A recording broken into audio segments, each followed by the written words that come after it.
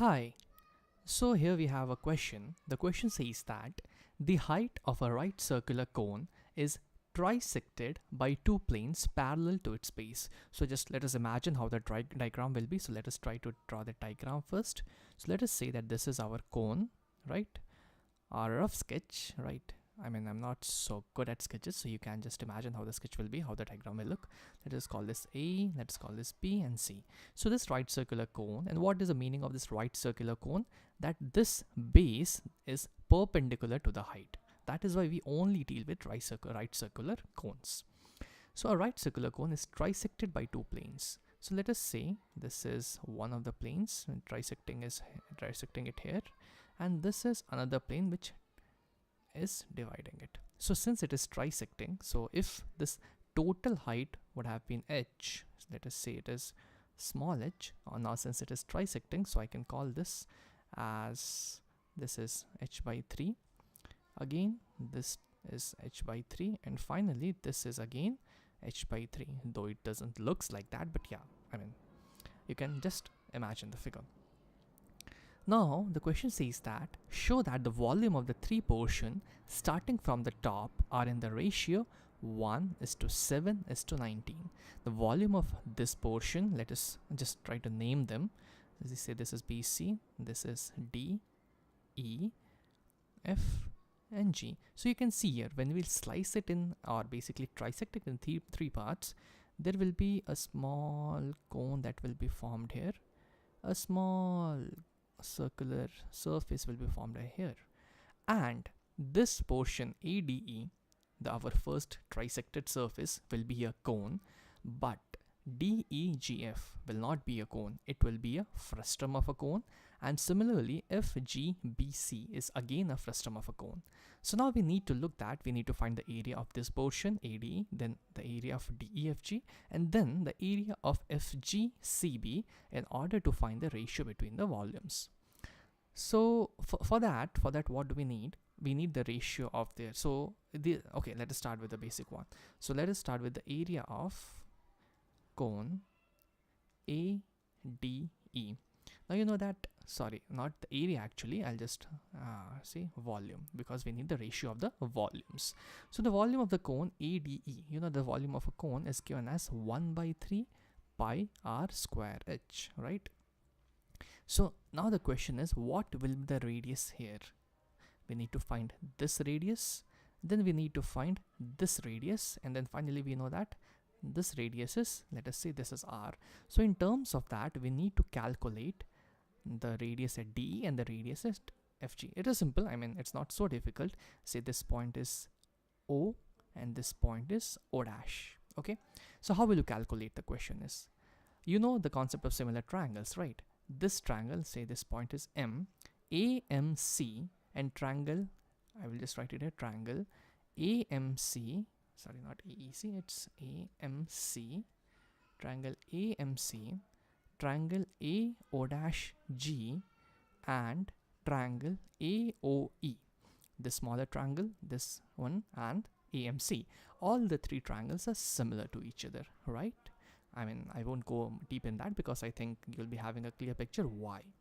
So now if they are similar, the sides will be in proportion, right? So if this is R and this height is H, now I know that. Now consider this triangle AO dash G and AMC, right? AO dash G and AMC. If in both the triangles, if I just make the sides proportion, I can just write it as H for the bigger one, this height H divided by this small height R should be equal to, for this triangle, this height is h by 3 plus h by 3, 2h by 3 divided by, let us say, O dash G, which gives me O dash G is nothing but equal to 2h by 3 into R by h. H cancelled, so this gives me 2R by 3, O dash G. Now my O dash G is 2R by 3. Similarly, now consider triangle AOE and triangle AMC. Now let us try to equate the sides. The sides are proportional obviously because the triangles are similar. So I can write here, say AO is h by 3 divided by OE, that we need to know, is equal to cap small like total H divided by total R, which gives us OE is equal to H by 3 into R by H, that is R by 3. So now we have this, let us write it in a different color, as R by 3.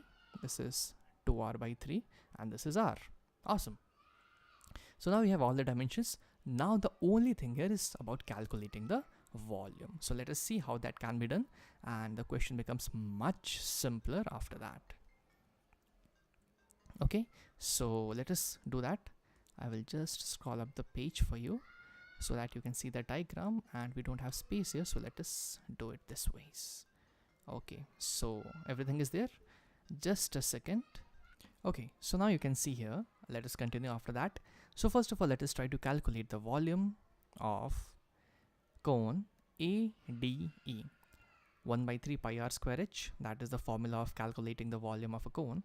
So let us put down the values here. 1 by 3 pi r square. Now r is r by 3 here, so we'll put r by 3 whole square into h is h by 3. So this comes out to be r square h by 3 to the power of 4. 2 3's from here, and then this 3 and this 3. R square h and a pi by 3 to the power 4. Now what will be the volume of frustum DEGF? This part, what will be the volume of that? So in order to find the volume of this frustum part of a cone, what we'll do, we'll just calculate the volume of this complete portion, this complete cone AFG, and from that we'll subtract the volume of ADE in order to get this remaining volume. Okay, so let us do that. So this volume of this complete cone AFG is 1 by 3 pi and 2r by 3 whole square into 2h by 3, subtracting this part, this volume ADE, which we already got as r square h pi by 3 to the power of 4. So let us see what we'll be getting here. Is that 2 square is 4, 4 into 2 will be 8, r square h pi divided by 3 to the power of 4 minus r square h by 3 to the power 4, which finally gives us 7r square h pi by 3 to the power of 4. So we have the volume of this frustum part. Again, in the same way, you can calculate the volume of this FGCB, this frustum part.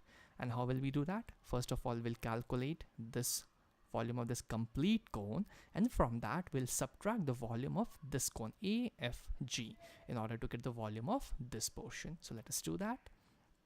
So the volume of the complete cone will be 1 by 3 pi r square h, because that's pretty simple. This is r, this is capital H, so 1 by 3 pi r square h, subtracting this volume AFG, which we have already got it as 8 r square h pi by 3 to the power of 4.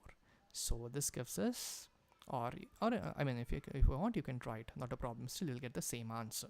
So this gives us 8 r square h pi divided by 3 to the power of 4. Oh, so now it becomes a bit of calculative. So let us calculate that. So whatever common is there, we'll just take it out common. So 1 by 3 pi r square h is common. So remaining is 1 minus 8 upon 3 cube, which is nothing but 27. Right? So this gives us finally 27 minus 8 will give you what? What is 27 minus 19? So this will give you 19 upon 3 to the power of 4 pi r square h. If you're not comfortable with the calculation, you can just calculate and see. You'll get the same answer, right? So now we have the volume of each of the frustums that we need. So I'll just encircle that for you. One is this volume that we need, another is this volume, and the last one is this volume. So basically we need the ratio between these three quantities, and you can see here, so the ratio will be very simple. So I'll just slide it a little bit and I'll just write it down here so that you can have a visual about that. So the ratio is r square h pi by 3 to the power 4 is to 7r square h pi by 3 to the power 4 is to 19 upon 3 to the power 4 r square h pi. This this and this whole part cancelled, this part, this part, this part again cancelled. So the again ratio comes 1:7:19, which was asked by us in the question. So I hope the solution is clear to you, and now you have a pretty much clear picture of how to solve this question.